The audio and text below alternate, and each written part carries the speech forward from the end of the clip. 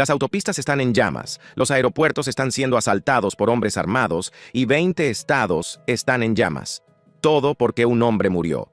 El 22 de febrero de 2026, las fuerzas mexicanas mataron al narcotraficante más buscado del planeta, El Mencho, y su cartel publicó un último video oculto que demuestra que esto es solo el comienzo. El fantasma que gobernó México. El 22 de febrero de 2026, el hombre que había sido considerado el narcotraficante más peligroso del planeta, el hombre que había evadido su captura durante más de una década, el hombre con una recompensa de 15 millones de dólares estadounidenses por su cabeza, fue finalmente capturado en las montañas de Jalisco, México. Nemesio Rubén Oseguera Cervantes, conocido como El Mencho, fue asesinado por las Fuerzas Especiales del Ejército Mexicano durante una operación militar en Tapalpa, Jalisco, con el apoyo de aviones de la Fuerza Aérea, la Guardia Nacional y, lo que es más importante, la ayuda de los servicios de inteligencia de Estados Unidos. Resultó gravemente herido en un tiroteo y murió mientras era trasladado en avión a la Ciudad de México para recibir tratamiento médico. 4 miembros del cártel murieron en el lugar de los hechos. Otros 2 fallecieron de camino a la capital. 3 soldados mexicanos resultaron heridos. La operación en sí fue la culminación de años de recopilación coordinada de información de inteligencia entre agencias mexicanas y estadounidenses. Una búsqueda cuidadosa y metódica de un hombre que había eludido todos los intentos anteriores por encontrarlo. El Mencho había sobrevivido a intentos de asesinato, redadas militares y toda la presión de las fuerzas del orden internacionales durante más de una década. Pero ese día, en las montañas de Tapalpa, su suerte finalmente se agotó. Madre mía, ¿has visto lo que está pasando en México ahora mismo? Se ha desatado el caos. Esa fue la reacción de millones de personas cuando se conoció la noticia, pero apenas refleja la magnitud de lo que acababa de ocurrir. La Casa Blanca confirmó rápidamente que la inteligencia estadounidense había apoyado la operación de Tapalpa, describiendo a El Mencho como uno de los capos de la droga más sanguinarios y despiadados. El subsecretario de Estado de Estados Unidos, Christopher Landau, lo calificó como un golpe significativo al crimen organizado en la región. Esta fue la victoria más destacada de México contra los cárteles en años, y se produjo bajo la intensa presión de Washington para frenar el tráfico de fentanilo. Básicamente, ahora mismo es una zona de guerra. Pero lo que vino después demostraría que la muerte de El Mencho no acabó con nada, sino que desencadenó algo mucho peor. Para entender por qué su muerte sumió a todo un país en el caos, primero hay que entender quién era realmente este hombre, porque El Mencho no heredó un cártel. Lo construyó desde cero, partiendo de la nada, con las uñas llenas de tierra y la voluntad de hacer lo que fuera necesario para ascender. El Mencho nació el 17 de julio de 1966 en Aguililla, Michoacán, México, en el seno de una familia pobre de productores de aguacate. Abandonó la escuela primaria cuando era niño. Cuando era adolescente, ya estaba involucrado en el cultivo local de marihuana, la única economía real en esas montañas. En la década de 1980, como tantos otros jóvenes de la Sierra Madre rural, emigró ilegalmente a Estados Unidos y se estableció en California, donde continuó con sus actividades relacionadas con las drogas en suelo estadounidense.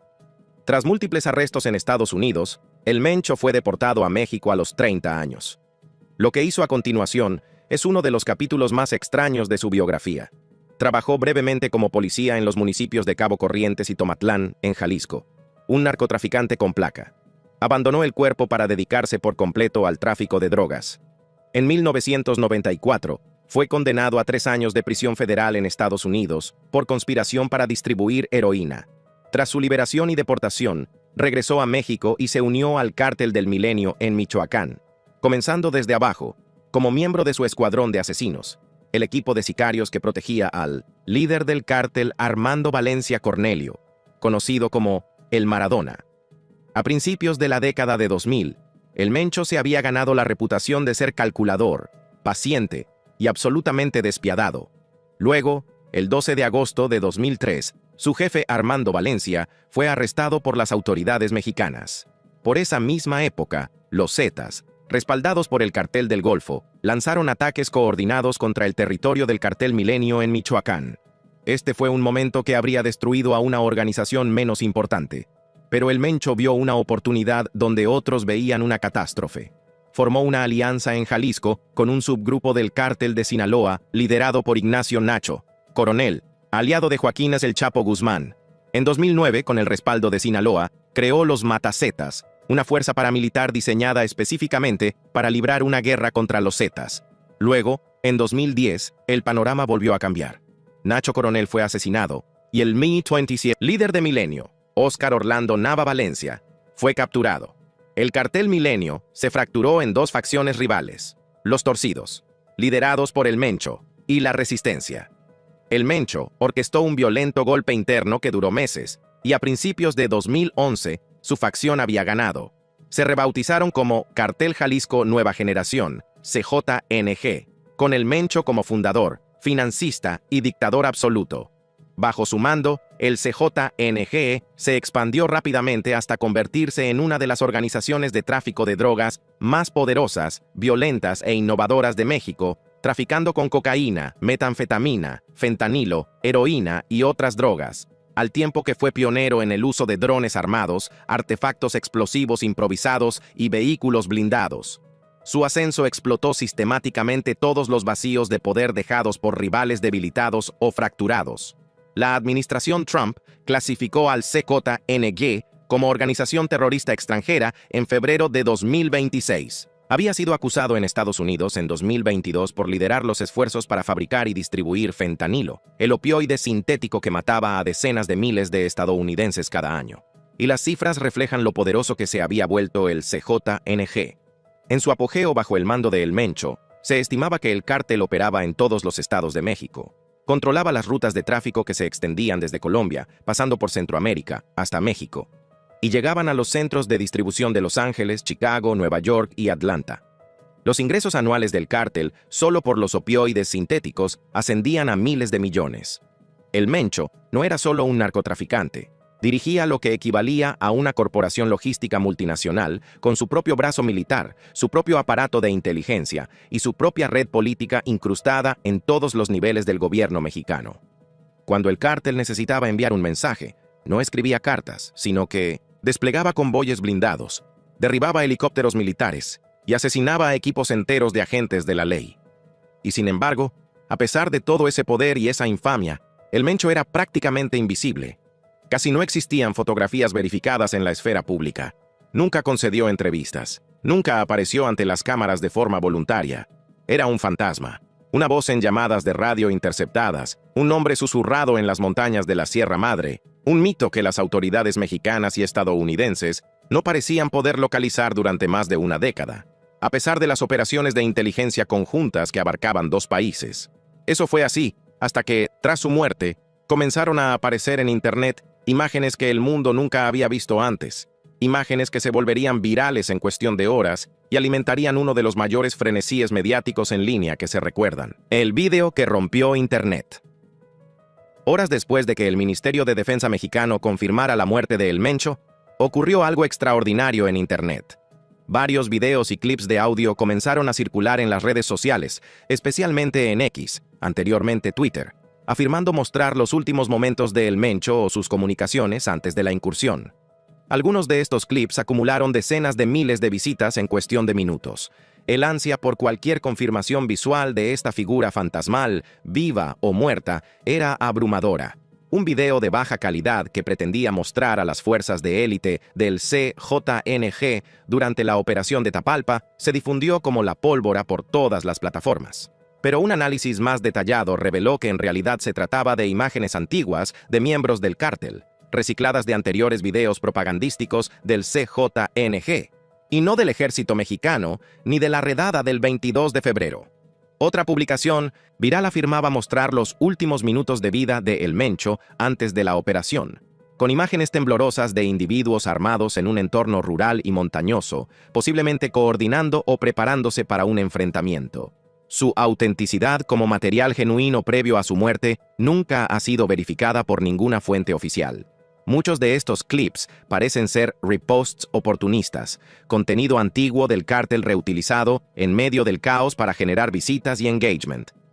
Pero el clip que realmente rompió Internet no era un video, era un audio. Una grabación filtrada que había aparecido originalmente años antes y que ahora se recontextualizaba como la última amenaza de El Mencho. En ella se oye una voz que las autoridades mexicanas han atribuido a El Mencho, haciendo una llamada telefónica a lo que parece ser un agente de la ley o un funcionario del gobierno. El tono es inconfundible. «Oye, ¿quién es? Mírame, hijo de puta. Soy Mencho, amigo».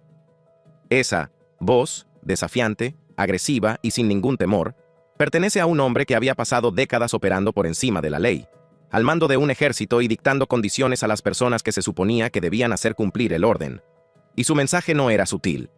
«Relaja a tu maldita gente. Soy Mencho, amigo. Relaja a tu maldita gente o te voy a romper todos los huevos». Esta grabación, que apareció originalmente alrededor de 2016 como una interceptación de audio filtrada en la que se veía a El Mencho ordenando a la policía que se retirara, se compartía ahora junto con la noticia de su muerte como prueba del dominio que una vez ejerció sobre las fuerzas del orden y los funcionarios del gobierno mexicanos. No estaba pidiendo, estaba ordenando, y la persona al otro lado estaba escuchando. «Te he identificado 30 veces, amigo. Incluso tus malditos perros te van a matar si no te relajas, amigo». Ese era el tipo de autoridad absoluta que ejercía El Mencho, el tipo de poder por el que los policías contestan al teléfono y obedecen.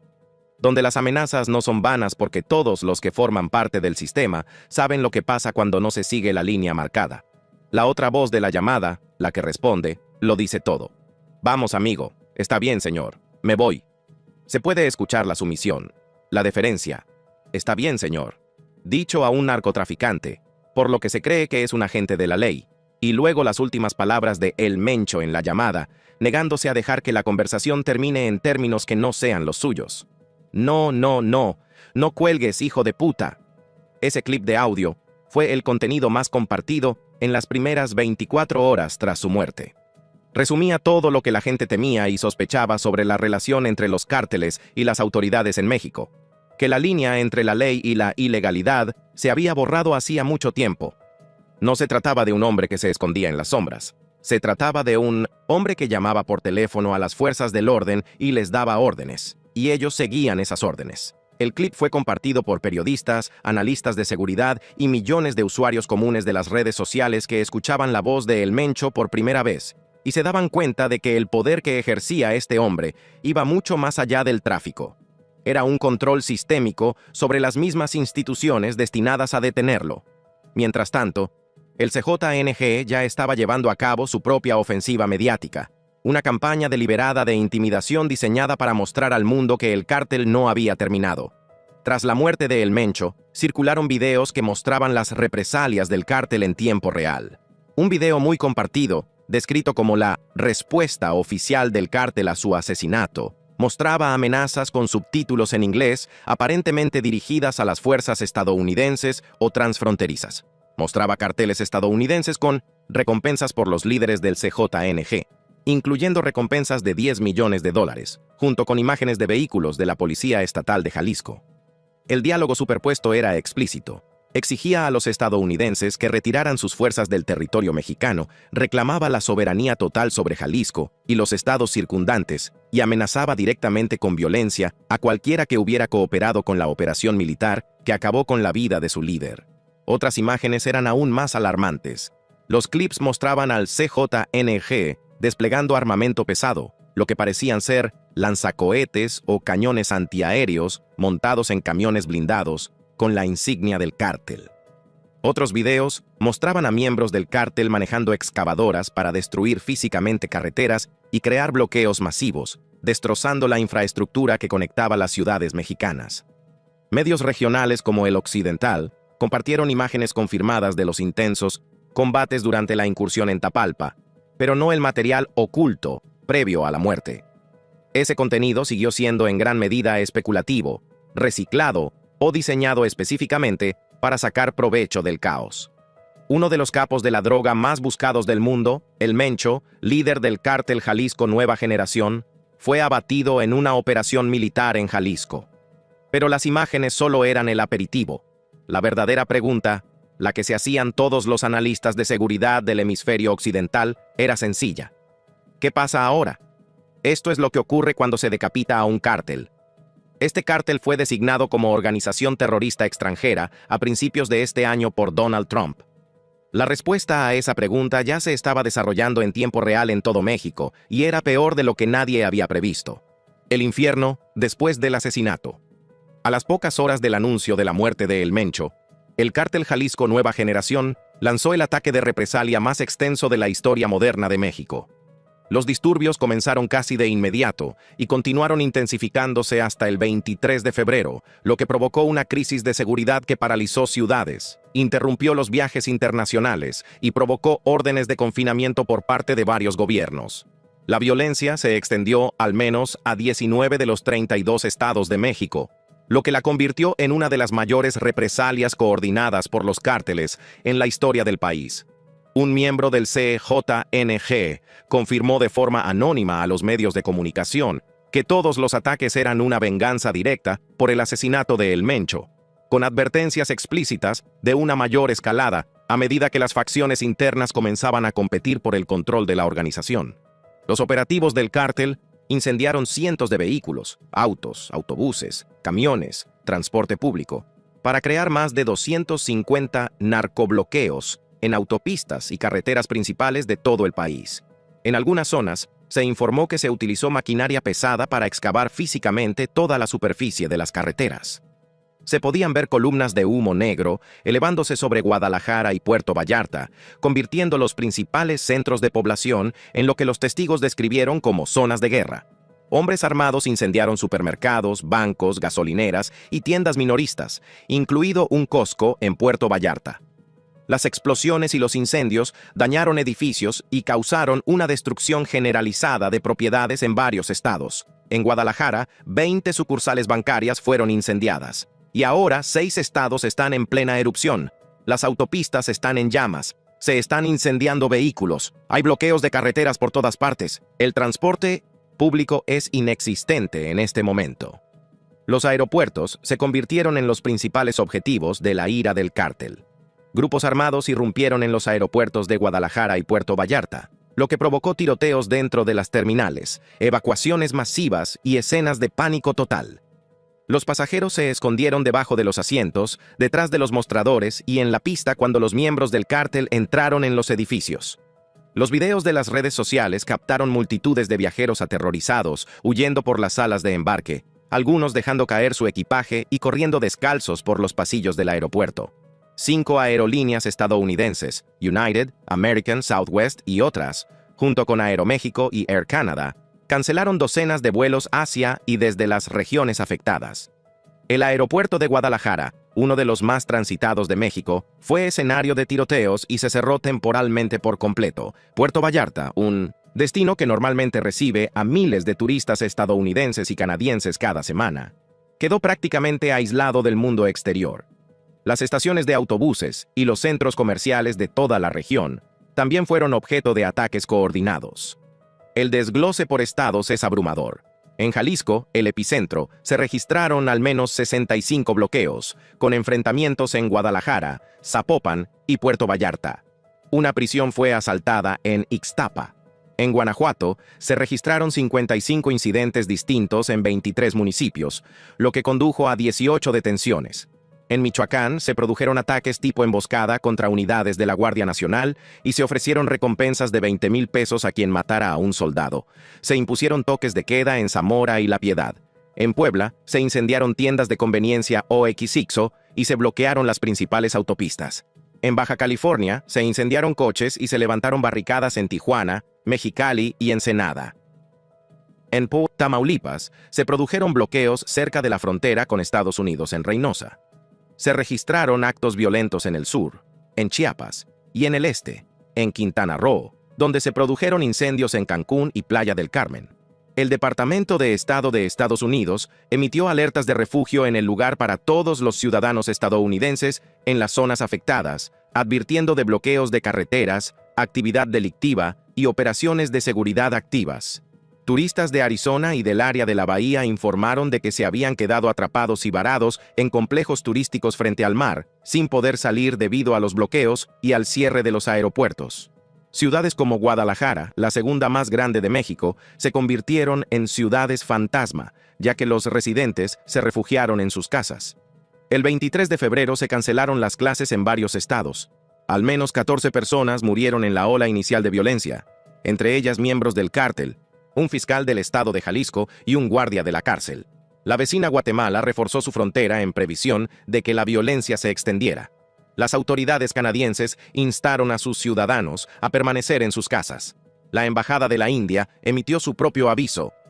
La violencia se había convertido en una auténtica crisis internacional, no solo un problema interno de México, sino un acontecimiento que interrumpió el tráfico aéreo en toda América del Norte, dejó varados a turistas de media docena de países y obligó a las embajadas de todo el mundo a emitir avisos de emergencia a sus ciudadanos. Las publicaciones en las redes sociales captaron el pánico en tiempo real, con usuarios que describían autopistas bloqueadas, edificios en llamas y una atmósfera generalizada de caos total en zonas que solo 48 horas antes habían sido destinos turísticos tranquilos. Y ahora está muerto.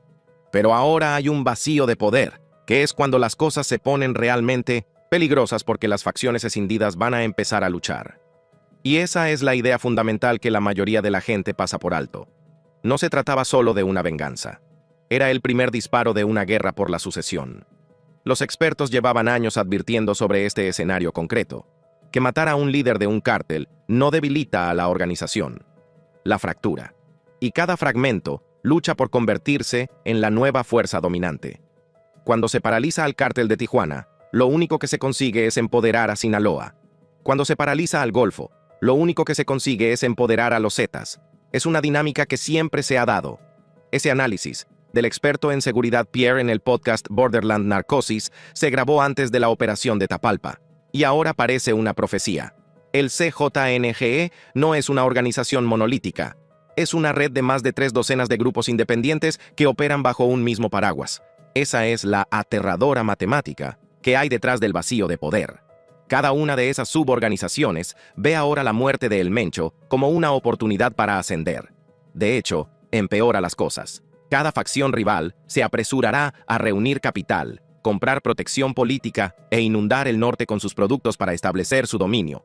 Toda la crisis del fentanilo en México, que mata a más de 70,000 estadounidenses al año, surgió precisamente de la necesidad inicial del CJNG de superar financieramente al cártel de Sinaloa. Cuando el CJNG era la organización más débil, necesitaba una forma de generar ingresos masivos rápidamente. Fueron pioneros en la producción masiva de opioides sintéticos en México, porque los márgenes de beneficio del fentanilo eclipsaban cualquier cosa que pudiera ofrecer el tráfico de drogas tradicional. Ahora multiplique esa dinámica por 36 facciones, todas compitiendo por demostrar que son los nuevos líderes. La violencia ya ha suscitado preocupaciones de seguridad para la Copa Mundial de la FIFA 2026, con Guadalajara entre las ciudades anfitrionas directamente afectadas por los disturbios. La presidenta mexicana, Claudia Sheinbaum, desplegó fuerzas militares adicionales y pidió calma. Se declaró el código rojo en todo Jalisco. Se enviaron helicópteros Black Hawk. La mayoría de los bloqueos se despejaron en la tarde del 22 de febrero, pero la situación sigue siendo muy inestable, con riesgo de una mayor escalada, ya que cárteles rivales como el de Sinaloa podrían aprovechar el caos para ganar territorio. Y obviamente, si estás en el oeste de México, sigue las recomendaciones oficiales. Y si tienes familia allí, es buena idea ponerte en contacto con ellos, porque la situación es muy volátil. La muerte de El Mencho está siendo aclamada como una victoria tanto en Washington como en Ciudad de México. Pero si la historia de la guerra contra las drogas en México nos enseña algo, desde la caída de Félix Gallardo en 1989 hasta la captura de El Chapo en 2016 y el secuestro de Mayo Zambada, es que eliminar la cabeza nunca mata al cuerpo. El cuerpo desarrolla nuevas cabezas, más enojadas, más desesperadas, más violentas. Después de que El Chapo fuera arrestado y extraditado a Estados Unidos, no se produjo una disminución apreciable en el flujo de drogas a través de la frontera. De hecho, el volumen aumentó. El cártel de Sinaloa se fracturó, surgieron nuevas facciones y la competencia por la cuota de mercado condujo directamente a la explosión de la producción de fentanilo que sigue matando a estadounidenses en la actualidad. Ahora se va a producir la misma dinámica con el CJNG, excepto que esta vez hay aún más en juego. El cártel que El Mencho construyó desde cero durante 2 décadas es ahora una hidra. extendida por todos los estados de México, con conexiones con proveedores colombianos, lavadores de dinero chinos y figuras políticas en todos los niveles del gobierno. Ningún sucesor por sí solo puede mantenerlo todo unido, y cada facción que se separe luchará contra sus rivales, luchará entre sí e inundará todas las rutas de contrabando a las que pueda acceder con la mayor cantidad de producto posible para financiar su ascenso. Las imágenes ocultas que se hicieron virales en las horas posteriores a la muerte de El Mencho no solo fueron una ventana a la vida y el poder de un hombre, fueron un anticipo del caos que siempre iba a seguir al momento en que alguien finalmente apretara el gatillo contra el fantasma de Jalisco. Gracias por vernos. Echa un vistazo a otras tarjetas en la pantalla.